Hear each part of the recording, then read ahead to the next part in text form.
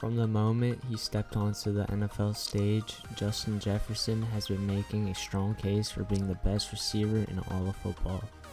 Justin Jefferson possesses a unique combination of speed, agility, and his catching ability. Because of all these things, he has become one of the most dominant forces in the National Football League. Justin Jefferson is one of the greatest wide receiver prospects we've seen come out of college in a great while.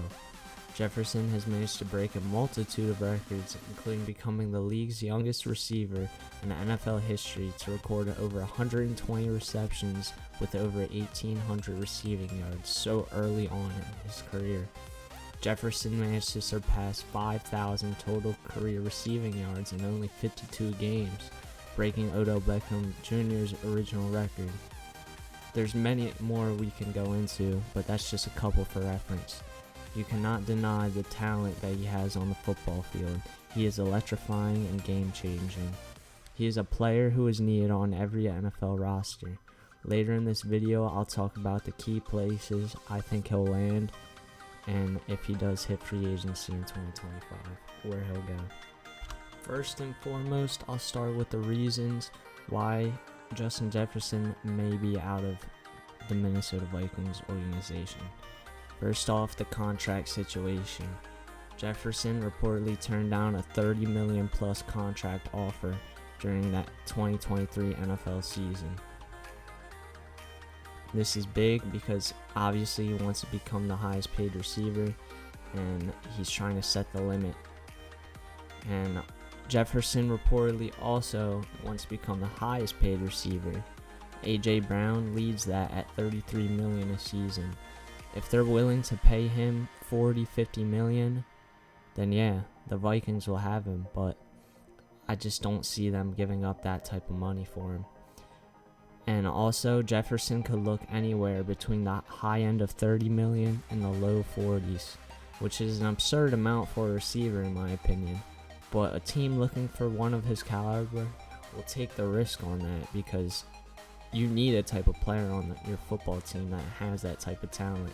You know, those are generational wide receivers. You know, that can completely change your roster for the future. If you have a guy like that and you have a great quarterback, you could have a dynasty built. Another big key factor for Justin Jefferson's departure is the new quarterback change. J.J. McCarthy has huge question marks around his ability to step into Kirk Cousins' role as a quarterback.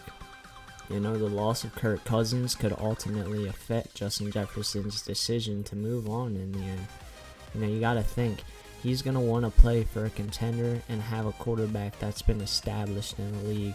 He's been in the league for 5 years, going on 6 now, or it might be 4 years going on 5.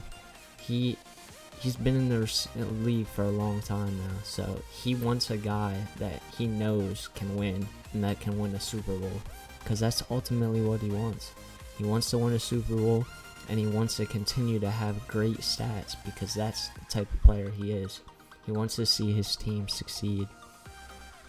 Another reason is again, like I just mentioned, there's plenty of other better quarterbacks around the league with better rosters that he can make an immediate impact on. And it's just the truth, you know. Jefferson on a team like Washington, for example.